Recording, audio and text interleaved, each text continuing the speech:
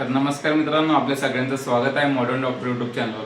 तर तुमचे already 2 viva झाले किंवा काहींचे आता चालू झाले, ते तुमचे बॅचेस वाईज व्हायवा चालू, त्यामुळे व्हिडिओ मागे पुढे येत आहे.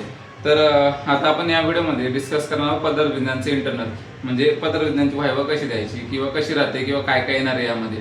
तर पहिली गोष्ट आहे, इंटरनल आहे तुमचे 3 फेजेसमध्ये डिवाइड केले गेलेले आहे. सगळ्यात पहिलं आहे स्पॉटिंग, दुसरं आहे प्रॅक्टिकल आणि तिसरं आहे व्हायवा, म्हणजे जे ओरल क्वेश्चन विचारला तर ते व्हायवा.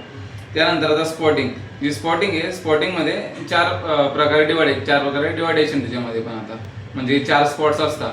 स्पॉट्स कसं आता ते आपण तुम्हाला एक्सप्लेन करूया.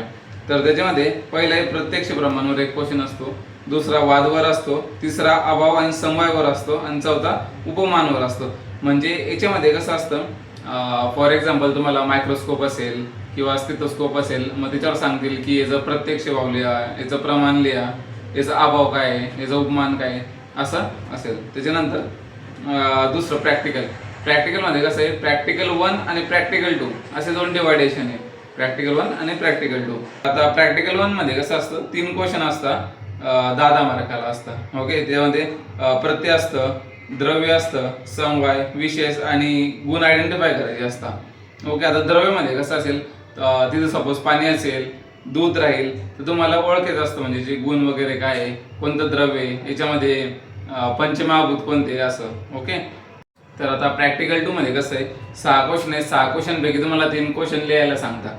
तर मग आता कॉलेजवर डिपेंड असतं की आता कसं आहे, बॅचेस वाईज डिवायडेशन आहे. पहिली जी बॅच असते तर पहिल्या बॅचला 3 क्वेश्चन, पहिले 3 क्वेश्चन असतात. दुसरी जी बॅच आहे तर दुसऱ्या बॅचला 3 क्वेश्चन, म्हणजे डिपेंड ऑन कॉलेज. आता तुमचं कॉलेज कसं त्याच्यावर. तर मग आता क्वेश्चन काय असतं, तर कार्यकारण ओळखा असं असतं. पंचअवय, म्हणजे सपोज एक्झाम्पल आपलं ते एकदम सिंपल एक्झाम्पल होतं, पर्वतावर धूळ आहे म्हणजे पक्ष काय आहे, व्याप्ती काय आहे, तर हे ओळखा, असं पण असतं. त्यानंतर हेतुभास असतं, वाद ओळखा असतं, उपमान संज्ञा संज्ञा असतं. आणि त्यानंतर जी व्हायवा असते, व्हायवामध्ये आपलं तर्कसंग्रह तुम्ही श्लोक पाठ करून जा, किमान 5 श्लोक पाठ करून जा. त्याच्यानंतर बाकीचं मग जे काही आपला सिलेबस होतं त्यावरच सिंपल क्वेश्चन असतात, पण इम्पॉर्टंट तुम्ही श्लोक पाठ करून जा.